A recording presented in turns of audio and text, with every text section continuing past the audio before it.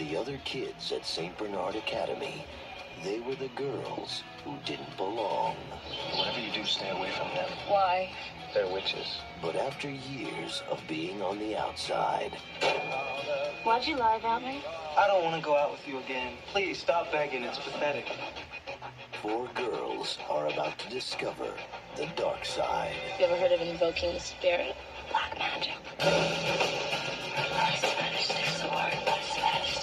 We can make things happen. I mean, this is it. This is real.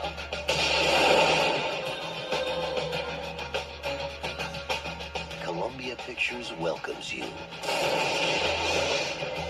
to the witching hour.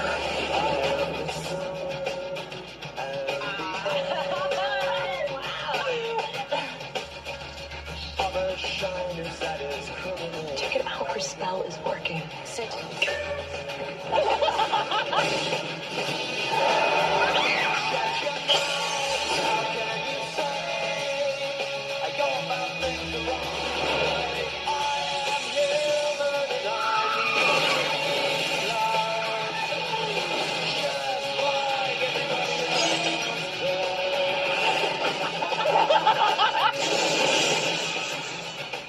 The Craft.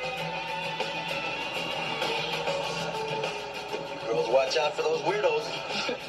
We are the weirdos, mister. So as you can tell, The Craft is about these 4 teenage girls who pursue witchcraft for their own gain, and they each experience negative repercussions because of that. The movie was a big hit when it came out in theaters, and it went on to actually have a huge cult following over the years. So much so the sequel was made not but 3 years ago, which I've only seen little bits and pieces of it, and I'm going to tell you right now, it wasn't very good. At least in my opinion, it wasn't very good. But I was actually kind of surprised when I saw this movie. I saw it a couple years ago. It was on Freeform's 31 Nights of Halloween. I watched it for the first time, not going into it expecting a whole lot, and really I was pleasantly surprised by what I saw here. It was actually kind of a slick, cool-looking film that kind of was perfect for the 1990s, the late 1990s, because you could definitely see a lot of the 90s flair in that movie. Needless is because of the fact that it also had some notable 90s names in there. I mean, Nev Campbell was on Party of Five. This was before Scream. Fairuza Balk, who was going to be in The Waterboy a couple years later. Robin Tooney, Rachel True. The visual design of this movie is, like I said, very 90s.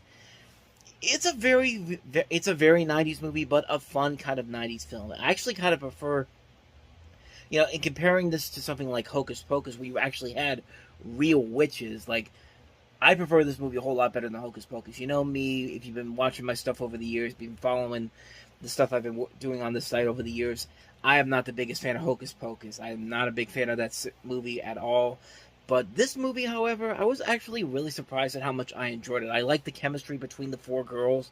The visuals are actually they actually do hold up after all these years. And, like, the style of the film is very slick and interesting. There are some flaws here and there. The tone can go a little bit... The tone is all over the place at times. Some of the writing is... most of the writing in it is okay, but there are definitely elements where you can definitely tell they're trying to get a message out there, and it's not really well thought out. But then again, it's not hurting the film at all. Like, you could still really enjoy the film and watch these characters do what they have to do in order to get the story going. And it is still a lot of fun to watch. Like, it really does work because of the 4 main leads. They actually did a pretty good job of casting these characters very well. And it's actually a really solid film. It's a movie that I would have never really given a second thought to the first time I saw it. But I was actually really surprised at how much I really enjoyed it. It's a solid film. I can definitely see why it has had the following over the years. I'd highly recommend checking it out. It's kind of a fun little film from the 90s. The Craft, really good film. So... that's The Craft. Let's go on to the next movie, and that is the comedy, The Great White Hype. It feels like we're going to have a meltdown. This guy hurt you at all? Not at all, not at all. He hit me one time, and that was just to wake me up because I was bored in there. The third round, that's right. And otherwise, it was just like fighting my little sister. The world of boxing is not what it used to be. Look at you now. Who the champ now? Who the champ now? He's got a gun. I tell you, you're gonna get your shot. You ain't my daddy, are you? But all that is about to change. People are tired of paying good money to watch brothers beat up brothers.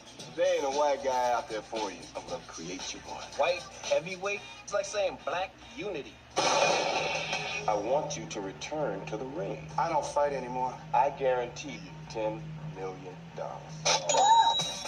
Now, it's the fight of the century. This man knocked out James Roper at 17, man. I kill Holly Duty now. And everyone's asking the same question. Is it all? $2 on the clean-cut white boy. Or is it tight? You got to stop eating this stuff. Be in some kind of shape. Oh, I'm in shape.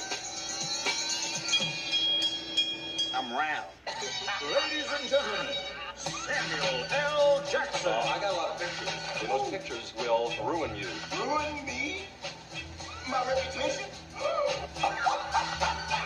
Jamie Foxx. My father had told me that when the green grass starts growing, on the other side, somebody got to cut the line. Jeff Goldblum. My father said, laugh, and the whole world laughs with you. Cry, and I'll give you something to cry about, you little bastard. Peter Berg. I'm going to donate all of my monies to eradicating the homelessness situations in America and as well as the United States forever. Cheech Marin. It's like 2 moons over Miami. John Lovitz. Shut up. All right. And Damon Wayans.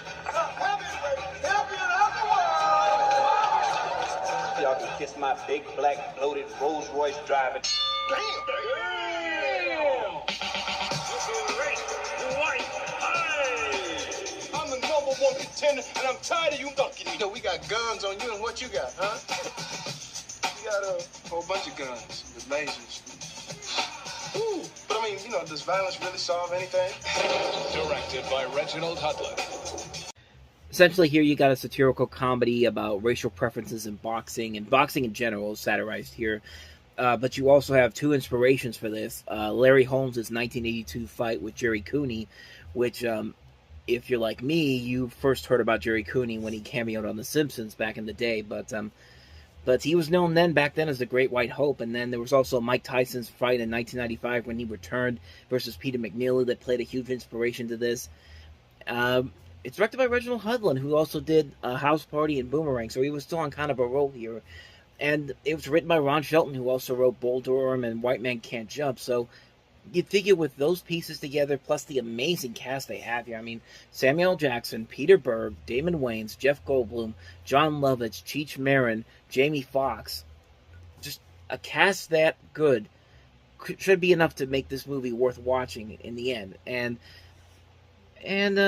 not so much. I mean, it's not a bad movie. It does start off pretty strongly, but then in the second half, it just kind of is. The biggest problem with it is that it feels kind of rushed. It's only an hour and a half long, which you would think with a comedy like that.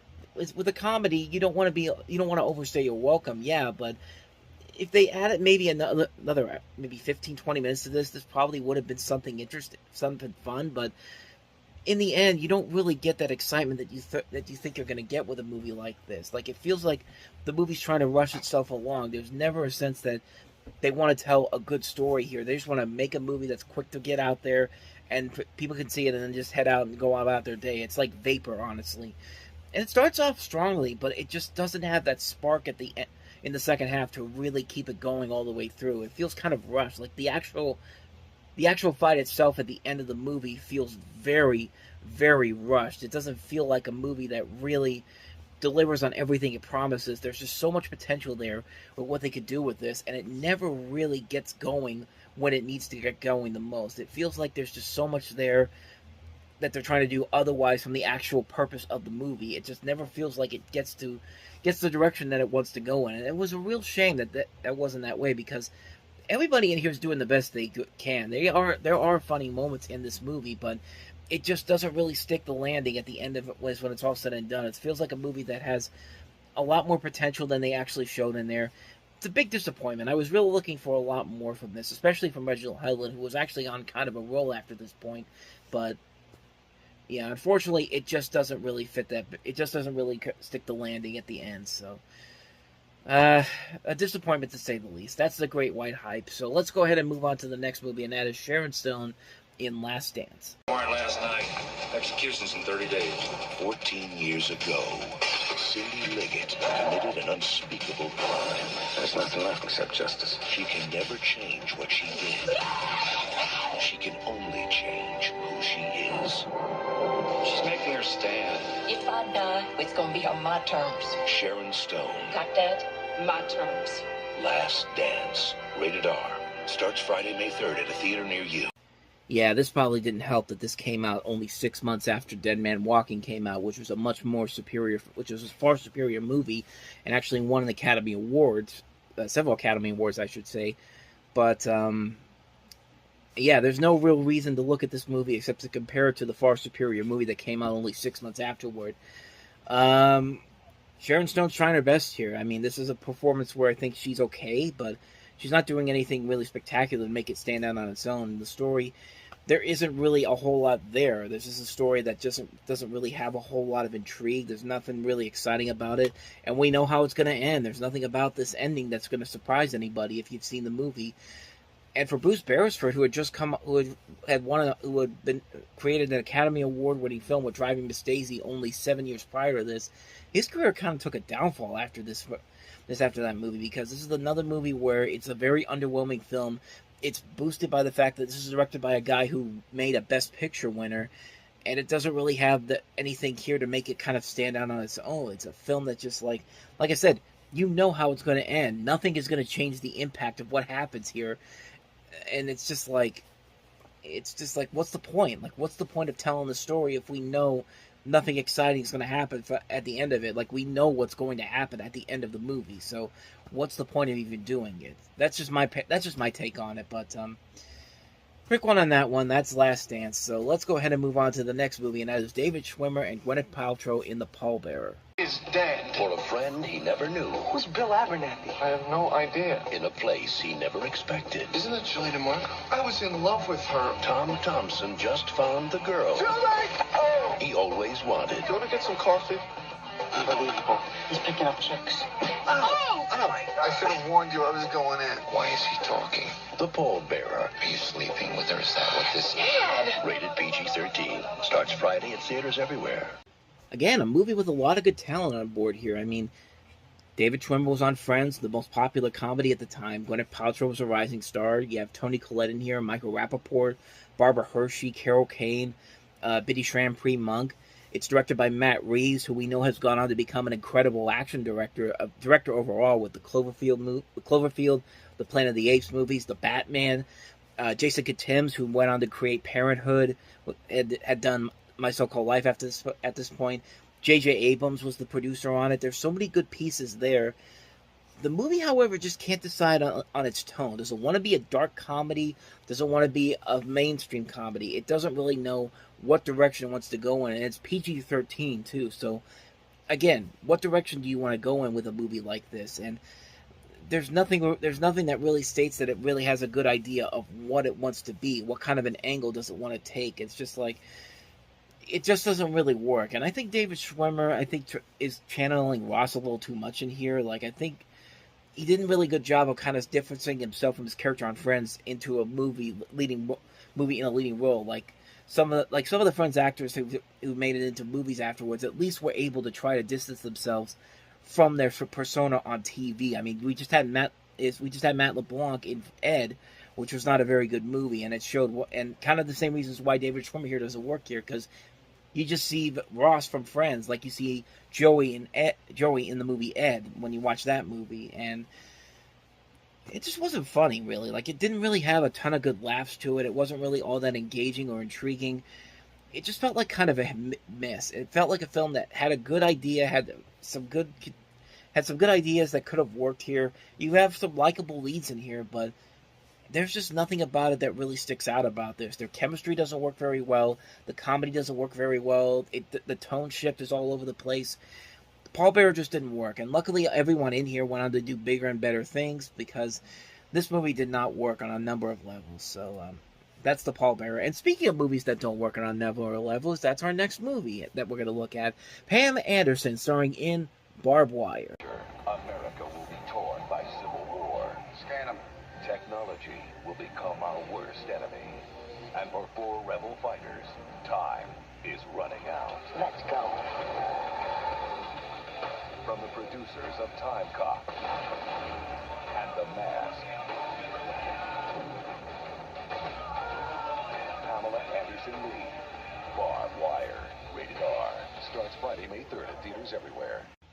Where do you even begin with a movie like this? I think we all know some of the reasons why this movie does not work whatsoever. First off, they use a plot that's similar to Casablanca, which is really odd in this particular situation here. I mean, we've seen movies that use the plot of Casablanca to actually make a decent film. The movie Out Cold comes up as a perfect example of that. Like that's a movie that really surprisingly uses the plot of Casablanca and actually does use it very well. We'll eventually get to that one in a couple of years, but it's actually a pretty good movie when you think about it. This movie does not have that whatsoever. It's a movie that tries. It falls in the same category as something like Tank Girl or Judge Dredd. They prefer the style over the substance. They don't really have a good idea. They don't really have a good script to work off of. So they basically just say, put all the money to the visuals. We'll make the visuals look pretty good, and the visuals for the most part are pretty good for the most part here. It could have easily been a fun, campy movie. I mean, this really is a setup for a fun, campy movie, but they just take it way too seriously. Like, this is a movie that wants to be incredibly serious on so many levels, and let's get to the elephant in the room here. Pam Anderson does not work very well here in this movie here. Like, she's not very good in this role. I mean, yeah, she's got the body for it. She's got the look for Barbed Wire, but other than that, it did not work at all. And the fact that she did her own stunts and she had to wear these high heels and a corset the whole time, it makes these fight scenes look incredibly difficult to shoot. And they were difficult to shoot, apparently. But Pam Anderson's also not helping, too, when she can't really deliver lines right. Like, she has to be both dramatic and comedic at the same time, but her performance is just so bland. There's just nothing there that makes her look at this and go. That makes me look at this and go, I see where she's coming as an actress. I've actually seen her in stuff where she actually does act, like in Baywatch. She actually does act a little bit. Home Improvement, when her career started, she acted in that. Even in stuff that wasn't really all that great, like Stacked, the show that was on in the 2000s, or Stripperella, which is not a great show, but at least she's trying in there. I can believe that performance more than I can believe in this. Like, she delivers lines in this movie that are so bland and uninventive. Like, she's only just reading it to cash the paycheck, and then that's it. And then she's trying to be like this feminine icon by trying to say things. With her big catchphrase being "Don't call me babe." Like, apparently that's apparently if you say that, that's all. It makes you an instant likable female action heroine, and no, that really isn't it. You actually need to have something that actually gives you a little bit of a spark is actually about purpose to being in a movie like this. And this movie really does not have that whatsoever. It's a film that's just really, really bad on so many levels. It's not even a good It's not a good movie by any means. It's a waste of time and effort. It's just a bad movie. It's a film that was doomed right from the start. At least I think it was doomed from the start, but it was just like, it just didn't work. It was a mess on so many levels, and nobody's ever tried to touch this material again, because really, I don't know what you could do to kind of fix this. Like, this is kind of just like, bottom line, the movie just isn't very good. That's just what I'm trying to go for here. The movie just isn't very good. And that's pretty much all I got for you on that one. Barbed Wire, yeah, that was not very good whatsoever. So let's move on to another movie. Let's move on to the next movie, and that is I Shot Andy Warhol. I was at Max's Kansas City. That's the chic hangout for the jet set of the world. They called it the Factory. Roger Vadim was there with Jane Fonda. Andy Warhol was there too. A place to create art. I'm writing a play and I want him to produce it. Well, Andy just makes movies now. Be discovered. I did my Kim Novak for him and he was very impressed. And make a scene. Oh, God, I hate morning. It is morning, isn't it? So this is the directorial debut of Mary Harron, whose next movie would actually become her most successful film with American Psycho. But this is the story of Valerie Solanas and her relationship with the artist Andy Warhol, with Lily Taylor playing the role of Valerie in this, and Jared Harris playing Andy Warhol. And you're following her stories. You've also got Martha Plimpton playing her friend, Stephen Dorff playing the Warhol superstar Candy Darling, John Cale, the Velvet Underground, wrote the score for this movie.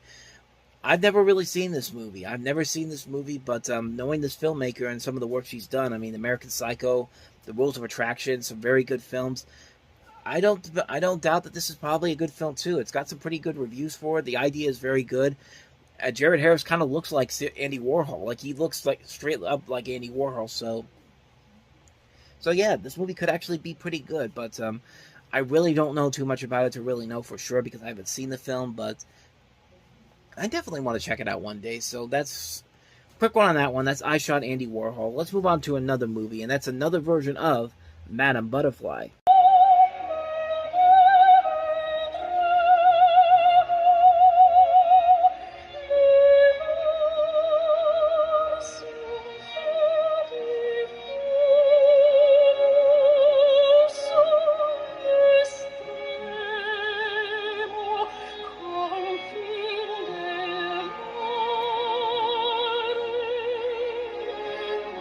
So this is actually the second time I've covered a version of Madame Butterfly on this show. We talked about the David Cronenberg film from 1993, M. Butterfly, but this is one that's a French musical version directed by Frédéric Mitterrand.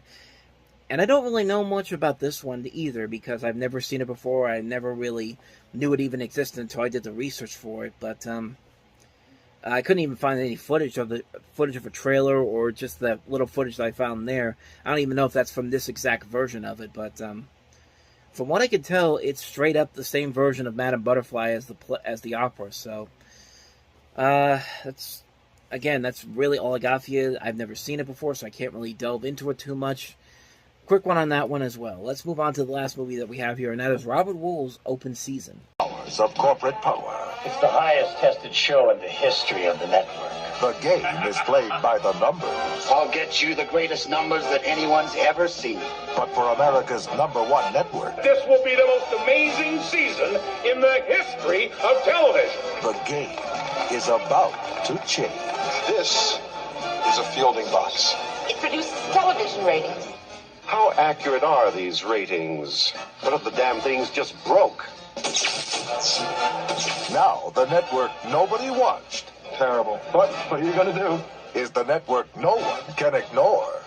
Public broadcast television last night topped all competition. I want to know what's going on and who's responsible. And one man is getting all the credit. You know, a good positive attitude takes you a long way. What? It should probably tell you something that this movie has no real relevance or significance because when I tried to look for this movie on Wikipedia, there was literally nothing there. It just said Open Season, a movie directed by Robert Wuhl, and that's pretty much it. And this actually came out before Robert Wuhl found success with Our List. The fall is in 1996. It was actually made in 95.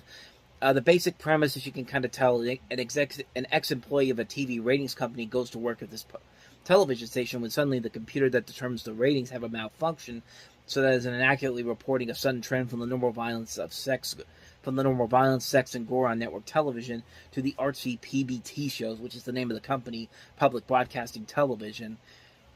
And I've never seen this movie before, so again, I can't really delve into it too much, but it's got some ideas to it that could be very interesting, some notable names in there, but the fact that it doesn't really have a whole lot online to really delve into, I don't know if it's any good or not. So I really don't have anything else to add to that one. But yeah, that's pretty much everything I can tell you about this one.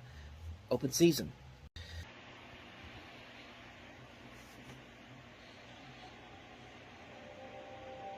There is a mystery.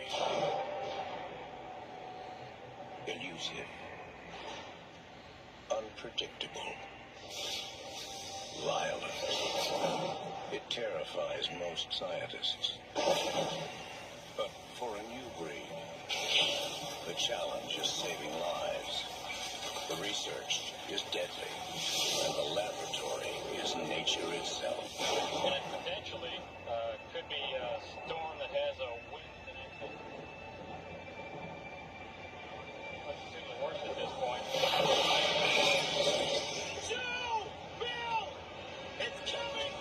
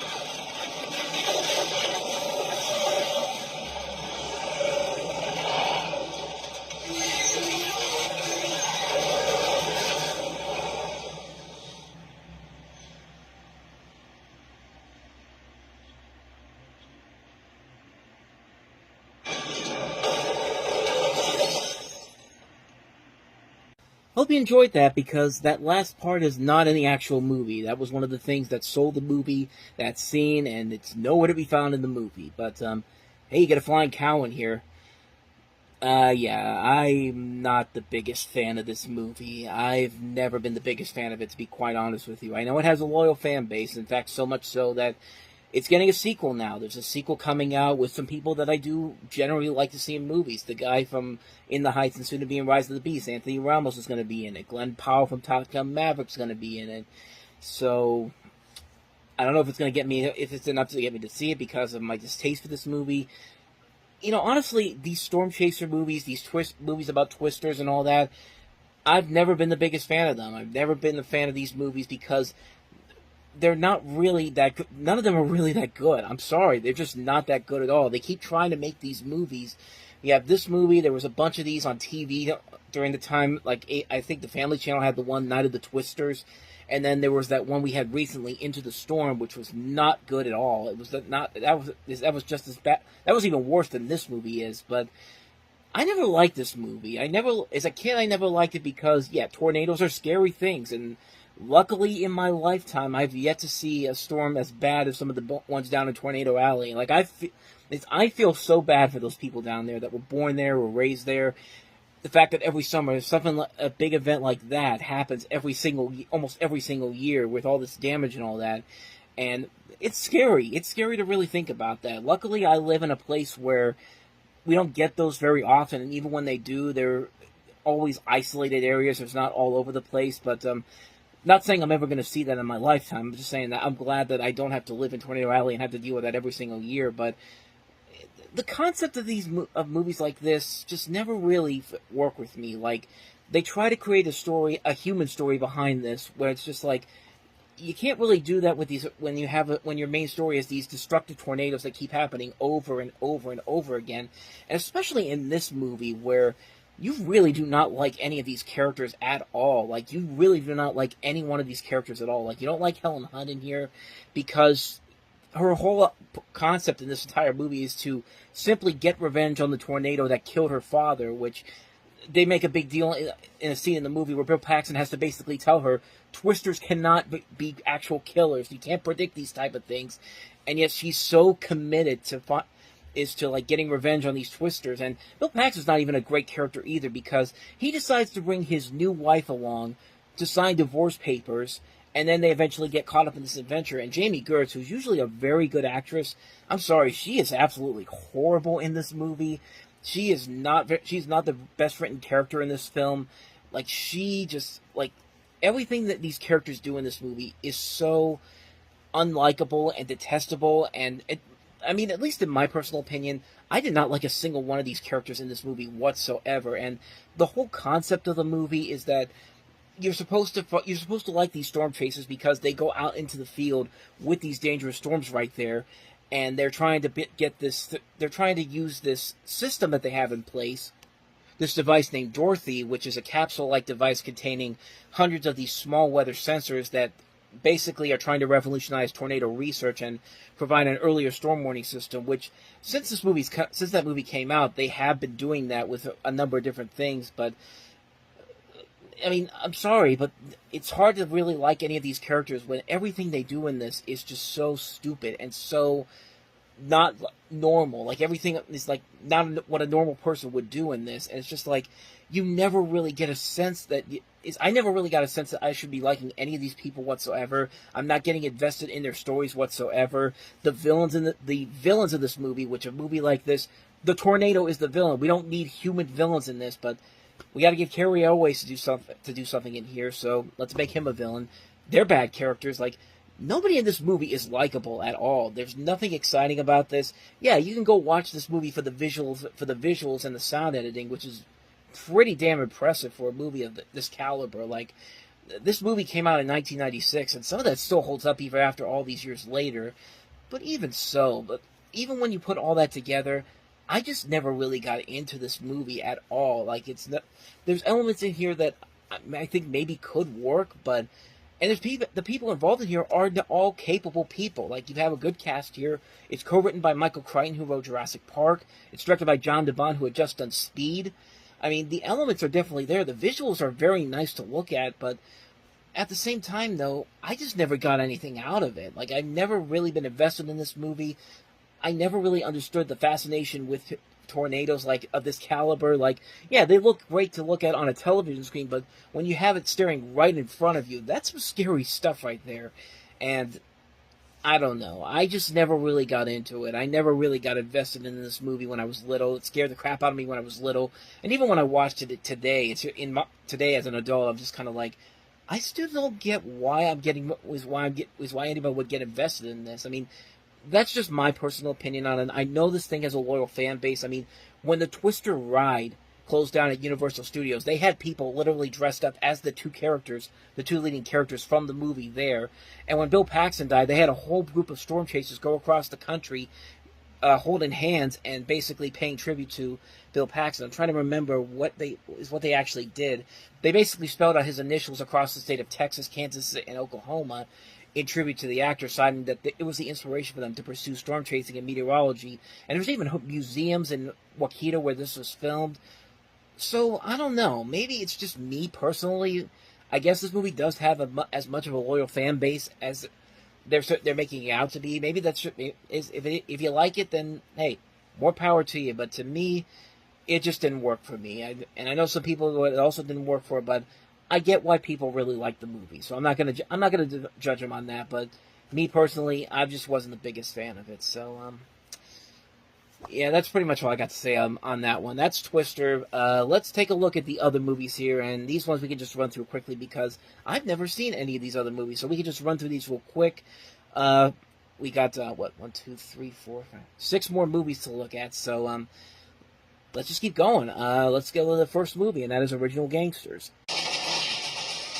Fred Williamson. Get out of my face, man. Jim Brown. Let me give you a hand. Okay. Oh, I heard that before. You will get hurt. I don't hurt you. My friend will. The original rebels. I'm back home, Blood. And I'm working with him. Well, there goes the neighborhood. Original Gangsters. Well, this movie probably would have been successful in the 1970s. Honestly, it's got some of the biggest stars from that era, the blaxploitation era. Fred Williamson, Pam Grier, Jim Brown, Richard Roundtree. It's the last movie Larry Cohen directed before he passed away, even though he continued to write scripts. The plot basically is that you're following the deteriorating state of an impoverished Gary neighborhood terrorized by a street gang called the Rebels, and when the gang murders a local boy, it prompts the emergence of these several individuals who grew up in the neighborhood who are the original members of the Rebels. A concept that sounds pretty interesting all around, but like I said, I haven't seen the movie before, so I really don't know if it's good or not.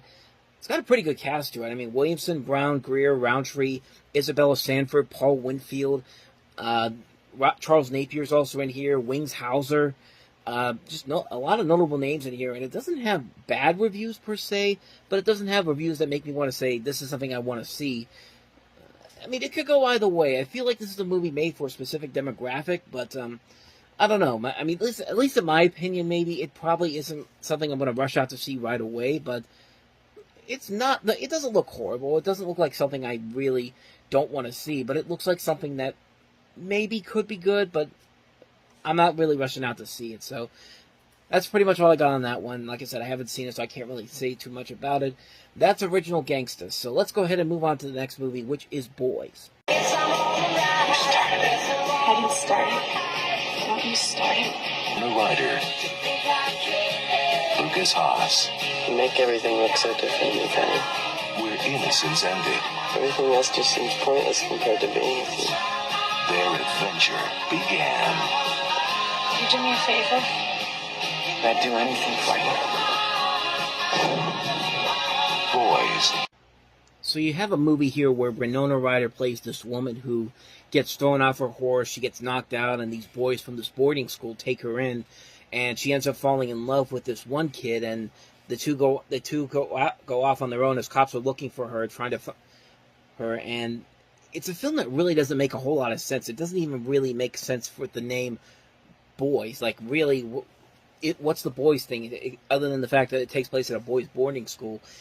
And I think why this movie doesn't look like it's going to be, it doesn't look anything that interesting, is because it is one of those films that got dealt with studio interference. Like, the studio came in, basically edited the film for this director, and she even said herself much of the original intent and beauty of the film had been lost due to studio interference. So that probably means it's not any good. I don't know why they dumped this out there, but maybe they just dumped it out because they knew that Twister was going to be a bigger hit to watch, other than besides watching this.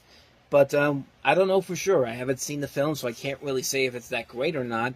But that trailer did not really sell me on this movie, honestly. So probably another one of those movies that was probably forgotten for a good reason. So that's Boys. Let's go ahead and take a look at the next film, Johnny Depp in Jim Jarmusch's Dead Man. My youngest son, Charlie, was gunned down in cold blood. The gutless murderer, one Mr. Bill Blake, also stole a very spirited and valuable horse.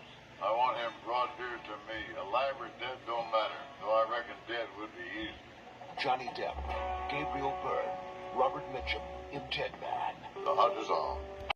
Man, Ed Wood looks certainly different than I remember it. I mean, that's really the first thing I thought of when I saw the trailer for this. It's just like, was this a continuation of Ed Wood? But no, it's a much different film. Like I said, Jim Jarmusch wrote and directed this. Johnny Depp is William Blake in this. Billy Bob Thornton's in here. Iggy Pop, Crispin Glover, John Hurt, Lance Henriksen, Gabriel Byrne, Robert Mitchum. The movie is taking place in the late 1800s, and it follows this guy who's a meek accountant on the run after murdering a man, and he has this chance encounter with this Native American spirit guide who believes Blake is the reincarnation of the English poet William Blake. And you can see it's filmed in black and white with the music done by Neil Young. It looks pretty interesting. I think the black and white does give it its own little edge to it, but like I said, I haven't seen it before, but it does make me kind of interested to see the film. I do like a couple of Jim Jarmusch's movies. Coffee and Cigarettes is a pretty good one. Broken Flowers, I think, is a very underrated one. I'm trying to see what else he did. He also did The Dead Don't Die, which is a pretty decent film. I remember seeing it a couple of years ago.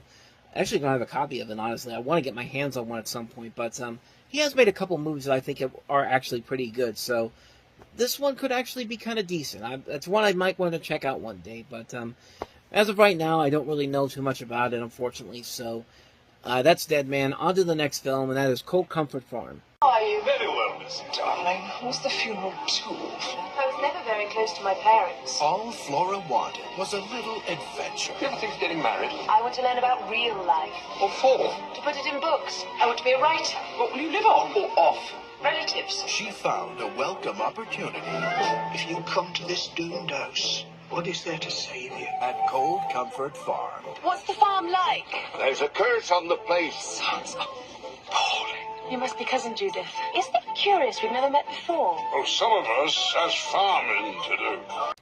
So you've got a story here about a recently orphaned young woman who goes to live with eccentric relatives in Sussex, where she sets about improving their gloomy lives. This is directed by John Schlesinger, and actually the last movie he shot in his home country of Britain, and they actually brought this into theaters. This was actually a BBC TV movie that was actually later released in theaters through Focus Features, back then when it was called Gramercy Pictures, but that's pretty much everything I know about this one. It's got Kate Beckinsale in it, Joanne Lumley, Ian McKellen, Rufus Sewell, Eileen Atkins, Miriam Margolyes, some notable names that I know of, Stephen Fry. But other than that, though, that's pretty much everything I know about this one. And never read the book that this is based off of, so I really can't tell you if it's a true adaptation of that. Never saw it before, came out this weekend, might as well talk about it. So that's Cold Comfort Farm. On to the next movie, and that is Of Love and Shadows. Heart of South America. In a land of great beauty, power is changing hands. And a young woman who has lived a life of wealthy seclusion is about to be jolted awake. I'm sorry I have to ask. Are you on any list? Let me show you my work. A photojournalist will show her a new world full of fear and violence. I work in the shadows.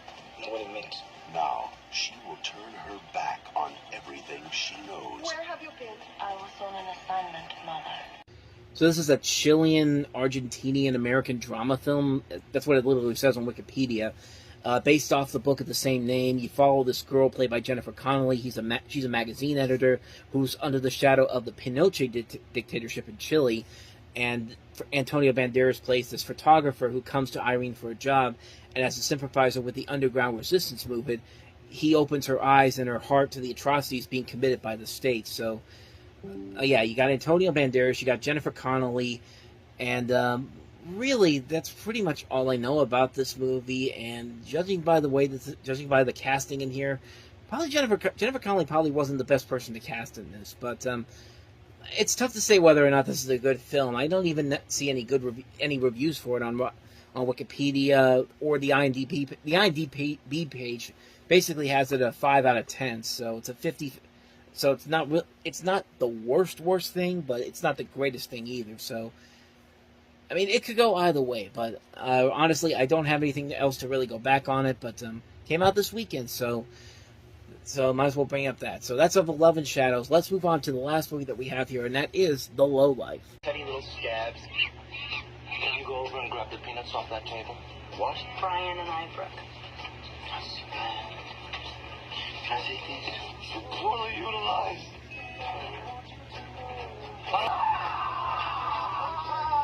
Who do you think played the dominant role in the relationship, J. Edgar Hoover or Clyde Tolson? Because I figure J. Edgar Hoover, he comes home, he's all tired from smashing civil liberties all day, he just wants to be baby. Broke, frustrated, and ridiculously single. I'm top shelf. Definitely looks like a comedy from this time period. You have a Yale graduate who dreams of becoming a waiter. He moves to Hollywood, struggles with low-paying jobs, poverty, romance, and slacker friends. The friends being played by some notable actors: Rory Cochrane, Sean Astin, Kira Sedgwick, Renee Zellweger, J.T. Walsh, Ron Livingston, James LaGrosse. This is directed by George Hickenlooper, who did the documentary Hearts of Darkness, A Filmmaker's Apocalypse, and of course will later go on to direct films such as Factory Girl and Casino Jack. That's pretty much everything I know about this movie, which is interesting because when I looked this movie up, I had another trailer completely, which is a different movie called Lowlife, which is a film with, I can't remember what kind of subtitles it was. It's a Canadian horror film. That's what it was. And I thought that was it, but then when I looked at it again, when I looked at that trailer again and I looked at what the movie was, it was completely different from what I had altogether. So this is the correct one for the one that comes out this weekend. The one that had the other one, I just don't worry about that one. But just filling some time here. But again, haven't seen this one, so I can't really say if it's good or not. But this is the one that comes out this weekend. That's The Lowlife, not Lowlife. It's a summertime affair. Oh yes. Sandy's been sent to spend the summer with his uncle. But there are a few problems. Well, you know what they say. You choose your friends, can't choose your relatives. The accommodations bite. There you go. The food is unusual. You want your spaghettios with or without? Without what? Kiwi Franks. And there's not a friend in sight. There's gotta be some mistake. You cannot be my uncle. Until today. Cool. What's his name? His name is Flipper. Now Sandy's finally met his match. Jump. Awesome. And together, they're about to discover just how deep a friendship can be. You can't keep a dolphin. You either take him. Can't do that. It's used to being fed. He's right. I mean, the animal probably can't fend for itself anymore. You see where that dolphin went? They got Flipper! What are you doing? Hey! You see, this animal means something to the kid. How to teach you a lesson. I have a thirst for knowledge. Teach me. From Universal Pictures, America's favorite dolphin, Flipper. Paul Hogan. Sandy, a man should never hurl in front of his woman. Thanks. Elijah Wood. Don't ask me how he does it, kid. Even I can't explain it. And Flipper. In an incredible adventure that will blow you out of the water. Flipper. So this film is basically a remake of the original TV series, as well as the film that spawned the TV series back in the 1960s. There was actually a TV show that came out in the 90s, that came out around the time this movie came out, that is unrelated to it, and I think was one of the contributing factors to this movie not becoming a big hit. One of the other contributing factors I think it is that it's just not really all that interesting of a film. I mean, there are definitely pieces there that actually could be pretty interesting and fun. I mean, Paul Hogan, a chance for him to get back after a couple of years where he'd been kind of laying it low. He hadn't had a big success since the Crocodile Dundee movies, and he sporadically had these opportunities to come back and try to get his name known again. Most of the movies he did after Crocodile Dundee weren't big successes. I mean, Almost an Angel wasn't a bad movie, but it was largely forgettable. Wagons East, is that the name of it? Or I'm thinking, no, I'm thinking of Lightning Jack. Wagons East is the one with John Candy. Lightning Jack was not a big success, and this one, unfortunately, was not a big success either. Not because of him. He's actually doing a pretty good job in this movie. Elijah Wood kind of starts off a little bit rocky. He starts off 2-1 no. Like you see like you see a little bit in the trailer there, like his first reaction to Flipper, and he just goes cool. Like he's trying to pretend like he's excited. He's a little bit interested in this, but he's just kind of like just playing it one note. But I will say, as the movie goes on, he does get a little bit better. It's got a pretty good cast overall here. Besides the two of them, you've got Isaac Hayes in here, Jonathan Banks, Chelsea Field, some notable names in here. But other than that, though, the movie is just kind of mediocre, honestly.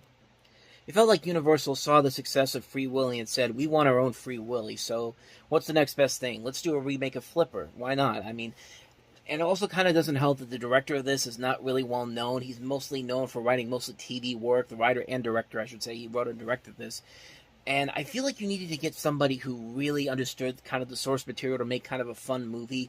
It could have been something on the same level as something like Lassie from a couple years earlier, which was a surprisingly really enjoyable film and actually stayed true to what Lassie was.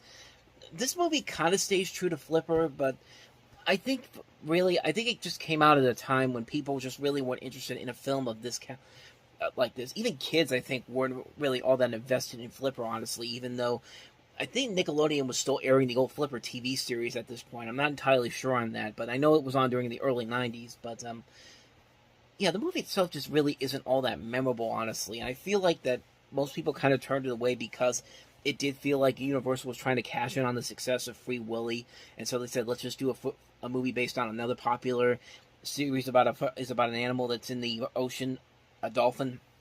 That's what I'm trying to say here in Flipper. But yeah, I don't think it really sold on a lot of people, and it's not that it's a bad movie per se. It's just not an investing movie. It's not a movie that makes you excited to watch it or anything. This is kind of just something that you put on TV once on a Saturday afternoon when you're babysitting kids and just let the movie play. Kids end up enjoying it, and you just come out of it going, hey, shut my kids up for a couple of hours. And a movie like that I don't think really does work very well here. I don't know what really you could have done to make it a whole lot better, honestly, but I will say that it's a tolerable movie, but it's just one that's so bland and so forgettable that honestly you won't remember it once you actually are finished watching it. Honestly, it's a film that just kind of goes. You watch it, it's kind of like vapor through your body. It just goes through your ears and one ear and not the other, and it just doesn't really work. It's a film that has a lot of ambition to it, a lot of promise to it, but it just never delivers on it. And for me personally, I just didn't think it worked that well enough to really have lasting longevity to it. It's a piece of 90s fluff, honestly. It's a film that's just kind of like it's there, you remember it, and you don't really remember too much about it afterward. Yeah, bottom line, Flipper ain't that great of a movie. So that's what I'm basically trying to say here. So that's Flipper. Let's go ahead and move on to the other movie that we have here, and that is Alec Baldwin in Heaven's Prisoners. My bestseller, a deadly accident, a ruthless cover-up, an ex-cop drawn into a mystery that could cost him more than his life.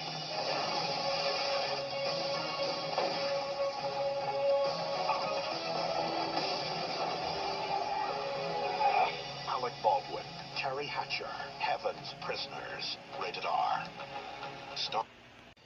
Yeah, I can already see some of those Cajun accents that everybody has could get pretty old pretty quickly, and considering that this movie does not have a good reception on Rotten Tomatoes and has been largely forgotten since it's come out, chances are this movie probably isn't all that great. And I like watching Alec Baldwin in movies. It has just a good cast overall here.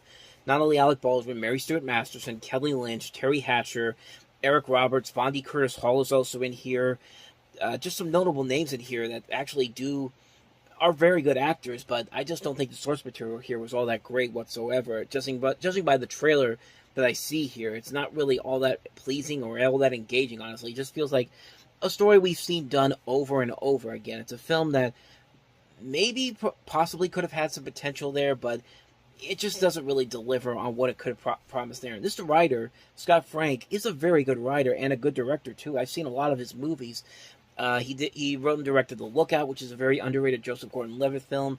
He did Walk Among the Tombstones, which is a very underrated Liam Neeson film. He's written some movies we talked about here, some good movies, Dead Again, Malice, Get Shorty, Little Man Tate. His next movie would probably be his best film, Out of Sight.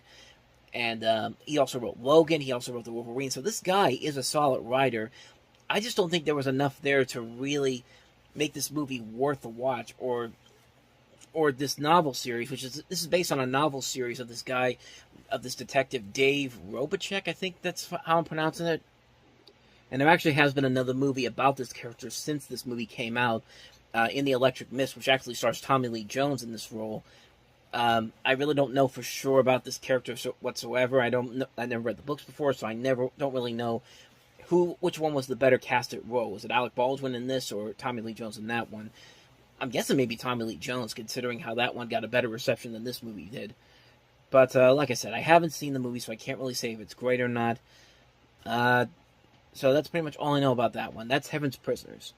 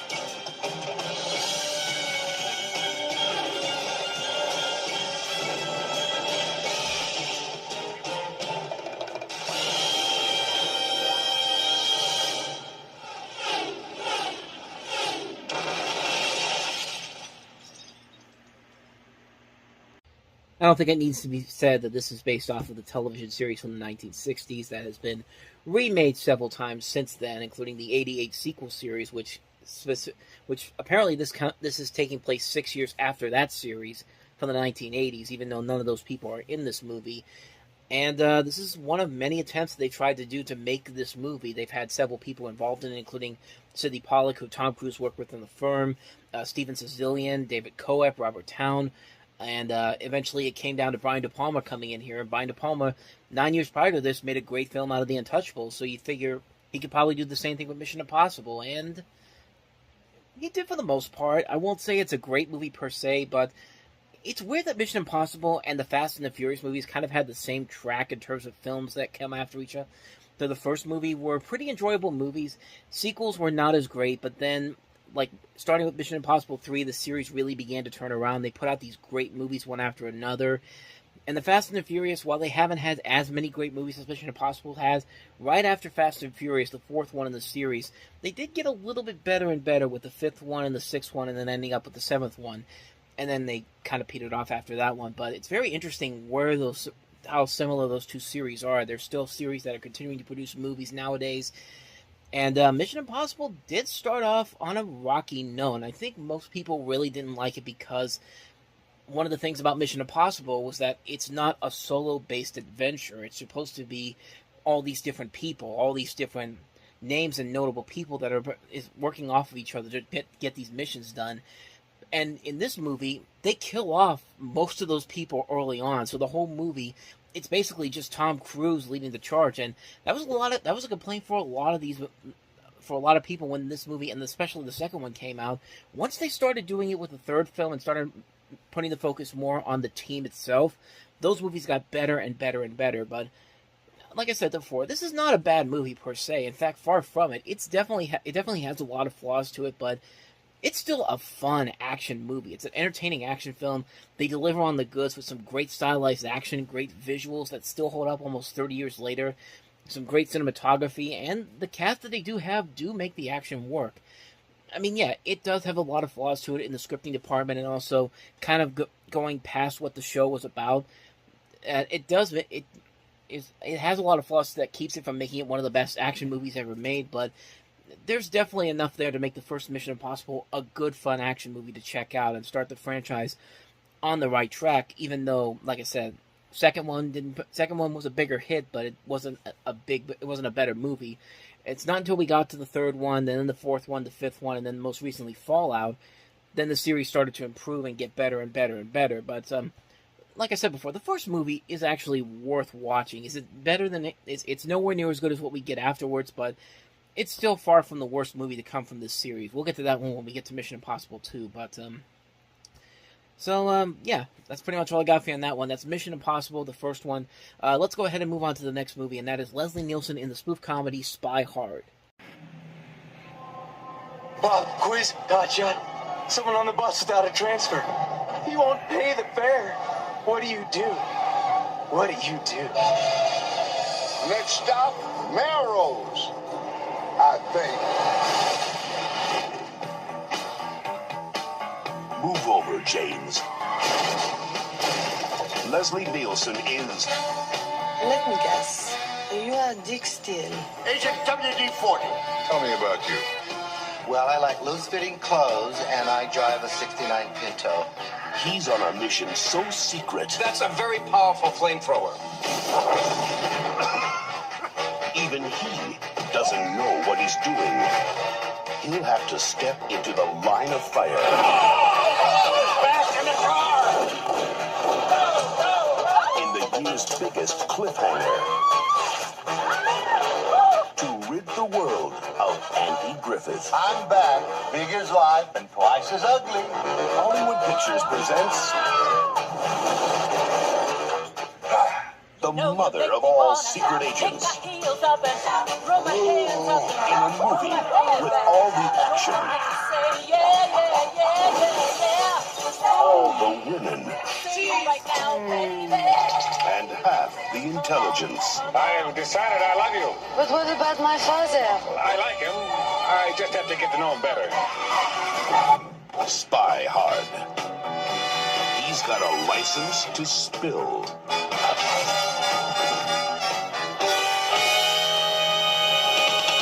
Would you believe that this is made by the same team that gave us the masterpieces of shit that are Meet the Spartans, Disaster Movie, and basically those spoof movies from the late 2000s that really are not as what they claim to be.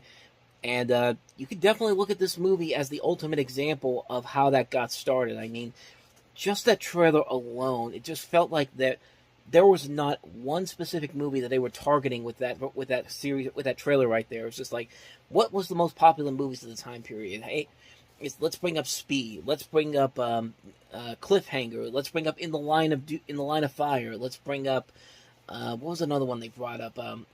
James Bond, like Mission Impossible. Like they just threw everything at the wall and was just like, hey, is anything sticking here? Nope, just keep throwing at it. And they thought they could get away with it because they had Leslie Nielsen there, and you know what? Leslie Nielsen can make some of these movies funny. This is definitely one of those ones where he does not make it funny. He's trying his best here. He is the strongest thing in the movie, but honestly, everything else about it is just so not fun. It's a boring movie. It's not funny whatsoever, and you can just look at some of the stuff that they do in this movie, and it just feels empty. It doesn't feel like there's an idea of what they wanted to do here. It just feels like, let's just take whatever movie's popular at the time and then just throw it into a script that we wrote within 5 minutes and be like, here you go. But the best example of why this movie didn't work, look at a movie like Wrongfully Accused, which came out 2 years later. That movie's whole campaign was, it's not just a movie, it's every movie, but the main plot of it was parodying The Fugitive, but they also did other references to other movies at the time period, and it was done a lot funnier. It was done much, much funnier than it was in this movie. There were moments in that movie that still hold up. It's a very underrated movie, in my opinion, and it just did this concept a whole lot better than Spy Hard did, even though it's got some people I really do like. I mean, Weird Al Yankovic, I'll watch anything that dude is in, and once again, he has one of the strongest elements to the movie here. You have a great cast here. You have Nicolette Sheridan, Charles Durning, Marcia Gay Harden, Barry Bostwick, Andy Griffith as the villain. Should be fun. Should be a fun concept here, and it just isn't. Like, he's trying his hardest, but he just can't get any good laughs out of this performance here. And Andy Griffith can be a really funny guy, too. It just goes to show you that movies like this needed somebody who made the Naked Gun movies and the Airplane movies, Airplane so special. Like, you needed somebody from the Zucker Brothers group to come in here and do a movie like this, because you need to have somebody there to show you how to do this and how to do it right. Because it's like everyone was trying to copy what they did, and most people didn't come close to what they did, especially these guys. But maybe somebody like the Wayans brothers came closest to doing what the Zucker Brothers did, but made it their own thing. But even that shtick got old pretty quickly after a couple of years. But yeah, you really needed to get somebody who saw the Naked Gun movie, saw what made them work, and put it into something like this. I mean, then again, that's why Wrongfully Accused worked as well as it did, because you had one of the writers from there, Pat Proft, who was the director of that one, and that one worked better than this movie did, like I said before. But yeah, Spy Hard was a movie that there's definitely a lot of potential there. I mean, you put Leslie Nielsen in it for a good reason. Like I said, he's the strongest thing about the movie, but other than that, though, it just doesn't work. It's a film that's not really funny. It's not that creative. It's not that intriguing. It's just not a good film at all. It's a real disappointment of a film, to say the least. So that is Spy Hard. Let's move on to the last movie that we have here, which is A Modern Affair. So you're going to wait for Mr. Perfect to show up, and then he's going to make it happen? What about just a nice guy? Sure, yeah, nice guy. You know, who's single, who's straight, who's disease-free, who's under 50. Okay. You can't stay because I have to go to my other job tomorrow. Cryogenetics. Can't have you squander any of those precious bodily fluids. No, we can't. Yes, we're a sperm bank. No. No, I won't even start. Oh, good day at the office. You're just missing one thing. I am not going to a sperm bank. This is a movie called A Modern Affair, obviously. It stars Stanley Tucci and Lisa Eichenhorn, and the film plot reverses the conventions of romantic comedies. Instead of man meet woman, fall in love, marry, and have a baby. In this film, the woman gets pregnant, then meets the father, then falls in love. You have Lisa Eichenhorn playing this lonely, successful executive whose biological clock is loudly ticking, and giving up on finding the right man, she resorts to using a sperm bank on the advice of her best friend. And soon she's pregnant, but she becomes curious at who the father is, and she eventually finds this nature photographer played by Stanley Tucci, and they end up having a relationship together. And it's really, judging from this concept alone, I mean, it already kicks the crap out of the last time they made a comedy out of a sperm bank, which was Frozen Assets, which is a film that was notoriously known as one of the worst comedies ever made. It had Corbin Burnson and Shelley Long in it. Came out in '92, and I don't really remember if I actually covered that one or not. But if I didn't, probably for a good reason, because that movie was not that very good from the stuff that I saw from it. But this definitely looks like it's a lot better. I haven't seen this movie, so I can't really say if that to be true or not. But it certainly does have some promise to it. I mean, Stanley Tucci usually is very good in most of the stuff he's in, so I really don't doubt that he's not bad that he is not bad in this movie. I think he probably gives a good performance in here. But like I said, I haven't seen this movie, so I don't really know if it's good or not. But yeah, really, that's pretty much all I have here on that one. So that's A Modern Affair.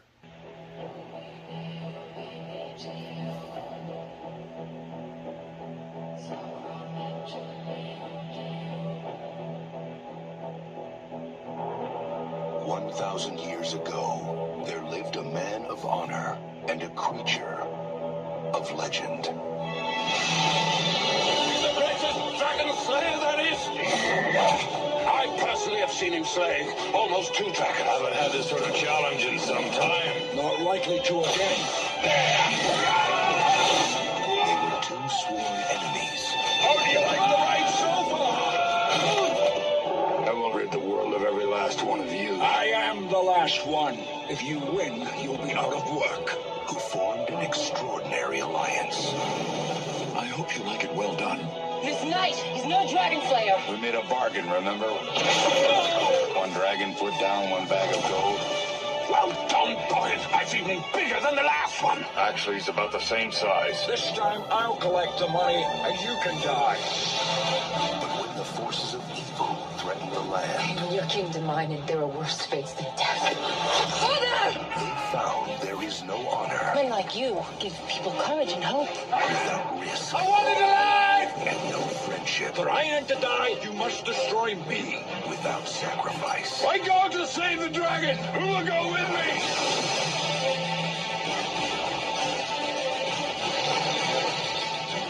Universal Pictures presents a motion picture that will make you believe. Dragonheart. Why even bother doing the live action How to Train Your Dragon? You guys already did it almost over 25 years ago. But, I mean, there was a lot of inspiration here that How to Train Your Dragon, I assume, probably took from the books at least, or at least the movie, because a lot of the elements that are in this movie were kind of carried over into that movie, except instead of being knights, they were Vikings. You basically have the same concept here, is the human being friends with the dragon in the end, and at least in my personal opinion, it's kind of like that. I just watched this movie again recently because I recently got the 4K for it.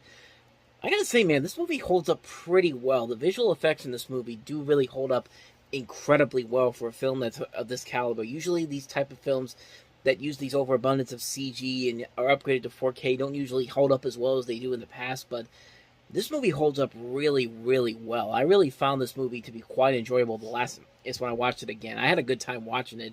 You know, Dennis Quaid, he plays the knight in this, and Sean Connery is the voice of the dragon. I mean, they're both really good together. They have some good chemistry together as the human and the dragon. And Sean Connery is just pitch perfect casting as Draco.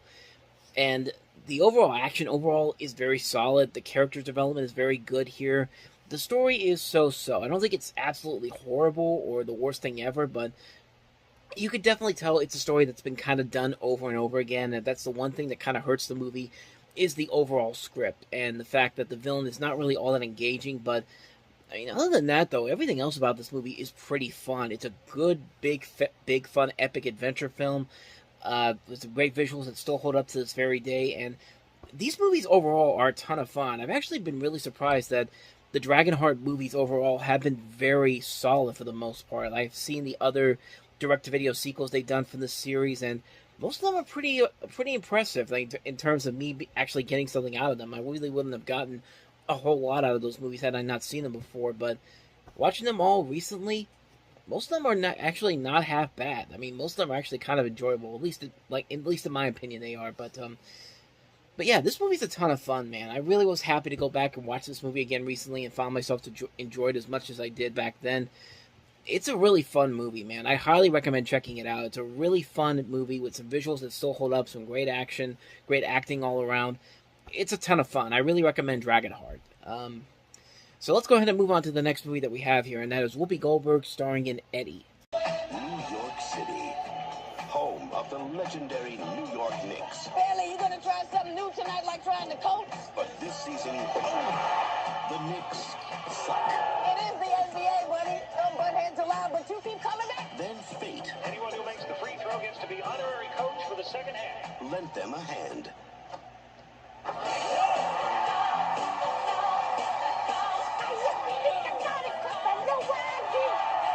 Look at her. She's good as gold. The fans love her. Hey, you with the $1.99 rug on your head, would you get out of my way, please? I found my new coach. What is his name? Eddie. You are not a coach. You're not a player looking like a little roach. Nobody thought she could do it. You are out of the game. What are you doing? I'm rocking the ball. About damn time. Now she's in their face, What is wrong with you? What, you Helen Keller? on their case. Pass the ball. What are you, the black hole of basketball? You gonna let her call you a black hole? Not a hole, a black hole. What's a black hole? A black hole is a theoretical object in space. And finding out. Teams got a lot of play. Bad shots, bad coach, bad hair. If her men have the equipment, He can't possibly be that stupid. to go all the way. Yo, Hastings, I went out with your mama last night.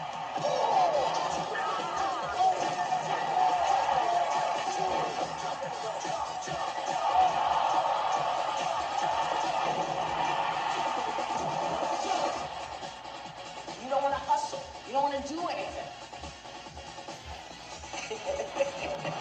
Whoopi Goldberg. Eddie.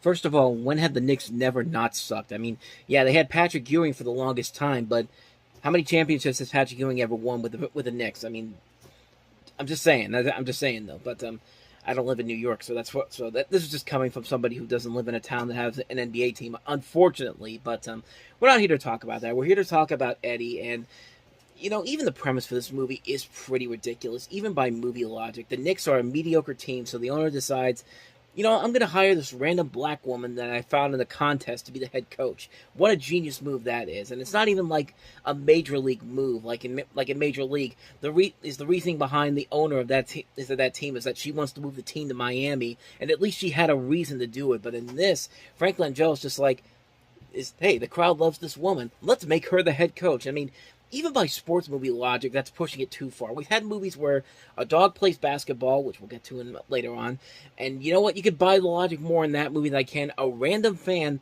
being made the head coach of a basketball team after winning a halftime contest because the crowd loves her. It's just like, that's the stupidest thing I've ever heard. It'd be like if the Steelers hired a guy who was able to hired the winner of a contest where you throw a football and you have to get it past and you have to get it to a specific spot on the field, and if you do it 3 times, you get like a huge prize or something like that.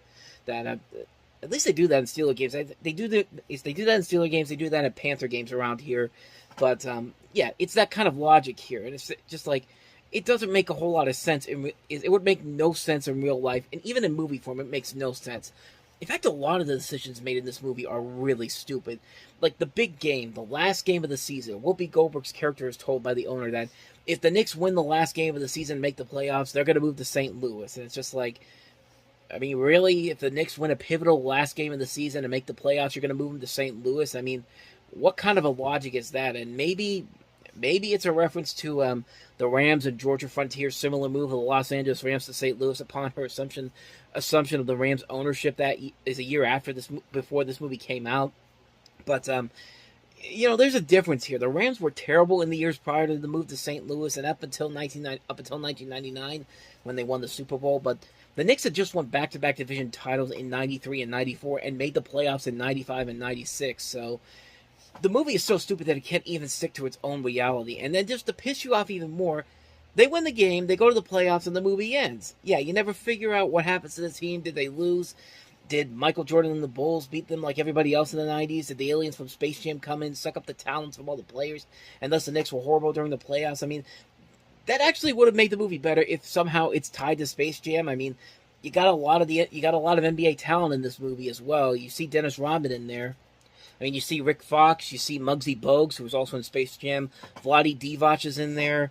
Marv Al was going to be in there because this was 1996. In fact, this is actually the year when the Bulls, I think, won the first of their three-peat in 1996. So, for all we know, this probably actually did happen during then. And coincidentally, this is also a movie that has cameos by David Letterman, Fabio, Ed Koch, he was the former mayor of New York. Rudy Giuliani's in here.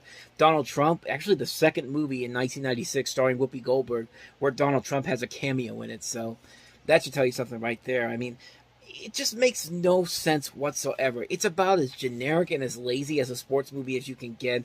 I mean, it takes a lot for a movie like Air Bud to be more trustworthy in its story than this movie is. Like, that takes real lack of talent. It's lazy, it's dumb, it's how it's presented, a plot that makes no sense, a waste of talent to a lack of humor, and Whoopi Goldberg just kind of wasting away here. This is a mess. It's a movie that's so bad. Avoid it, man. Just avoid it like the plague. It's a terrible, terrible movie. And speaking of terrible movies, that's what we have for our next film, and that is Charlie Sheen in the sci-fi thriller The Arrival. Station 5. Is my voice even vaguely familiar to you, Zane? I really don't want a repeat of last week. Look, if I say I'm gonna be there, I will be there. End of story. There is nothing more important to me right now than that.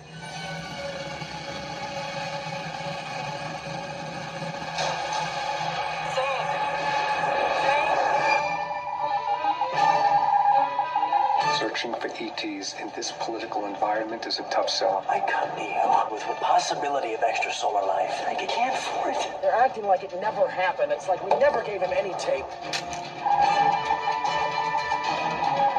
The first signal's definitely sky-based, but this one is Earth-based. Something's going on here, Sean. What is it that they're trying to hide? It's a troubled young man. Why are you telling them lies about me? I want my tape back. I want it back. They've branded his theory paranoid. There are some DOT guys here going through our stuff. I don't know who these guys are, but I do know that they're lying to you. And the only ones who believe what's coming If they're not here now, they will be soon. Who, Zane? are the ones who've already arrived.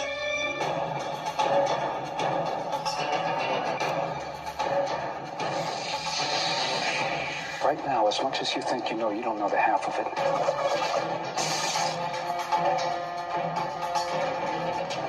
Why did they leave? They didn't. How do you know? Because we aren't dead yet.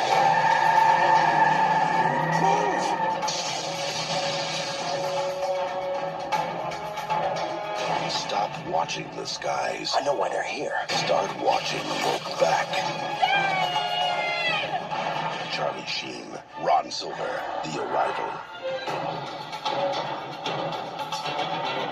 Like I said, see, you didn't know the half of it. First of all, wow, you really think you could try to make Charlie Sheen look like Martin Sheen from 10 years prior to this? I mean, they're trying way too hard with that mustache and beard, man. It's just like, I know they're related, but take it down a bit, guys. But other than that, though, it doesn't really do anything that's actually that creative or unique about it. I mean, at times it can be a little bit inventive and a little bit stylish, but at the same time, it doesn't really do anything unique or different compared to like other Alien movies of this type. And it just doesn't really have that spark that I thought it needed to really make it stand out on its own. I guess they kind of rushed this out there before Independence Day came out, so they could try to cash in on that before Independence Day kind of swept the box office, which Independence Day wasn't really that great of a film to begin with, but that's for another couple of weeks. But like I said, I don't know. Maybe I'm being a little too harsh on it. I don't think the movie is that terrible of a film. I just didn't think it was all that interesting. I thought they were trying a little too hard to force its story down, to force its narrative down. I just don't think it was smart enough to really stand up on its own. But then again, it's just one person that's saying this. I know this movie has a loyal fan base, and this film did eventually become somewhat of a success afterward, and actually spawned a sequel. And this director, David Twohy, actually has gone on to make the Riddick films as well.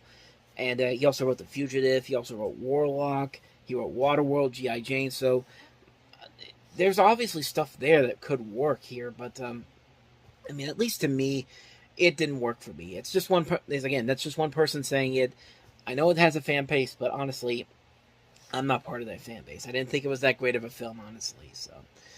So that's The Arrival. Let's go ahead and take a look at the last movie that we have here, and that is Man with a Plan.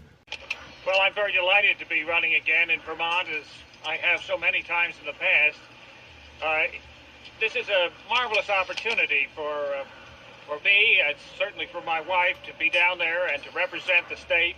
I think we bring back a lot to the state, too, though, in terms of jobs and money, contracts, and various things. This year, I have received the nomination of both major parties, and I think that's a high tribute to what people must think of my performance down in Washington. I literally know nothing about this movie whatsoever. Judging by the look of it, it has kind of a feel of a Tanner 88 or a Bob Roberts. It's that type of a film. You basically are following this actor, a dairy farmer named Fred Tuttle, who is in a story where he's running for the U.S. House of Representatives, and in the town of Vermont, it still remains kind of a cult classic, and many of the details of the movie poke fun at certain public figures and groups in Vermont. Fred describes himself as being affiliated with the Progressive Party, a clear reference to the Vermont Progressive Party, and the fictional incumbent, William Blackley, also bears a definite resemblance to Patrick Leahy, the Vermont senator. And part of the film satirizes American politics, in which the voiceover narrator makes explicit, for example, is made clear at the very beginning that Fred's main reason in running for office is that he lacks the skills, strength, and education for any other job that would be lucrative enough to pay his father's costly medical bills. It also makes obvious during the campaign section of the film that Fred's victory is entirely the result of his charisma and charm, rather his amount of any political savvy or wisdom. And Tuttle actually himself would go on to run for a seat in the U.S. Senate 2 years after this movie came out. He won the nomination for the Republicans, but he was defeated by Patrick Leahy, who Tuttle had famously endorsed in real life. And that's really all I know about this movie. I don't know if it's good or not. I've never seen it before, so I can't really say if it is that good. Most of that I just read off the Wikipedia page here. There wasn't even a trailer for this movie to look up for. I just saw the one clip there. The documentary is online, and I just took a little bit of the clip there. I don't even think that's the guy the guy Fred Tuttle, honestly. Like, that's how much I don't know about this movie. It's just kind of like... So yeah, that's pretty much everything I know about this movie. Obviously, I haven't seen it, so I can't say if it's good or not. That's Man with a Plan.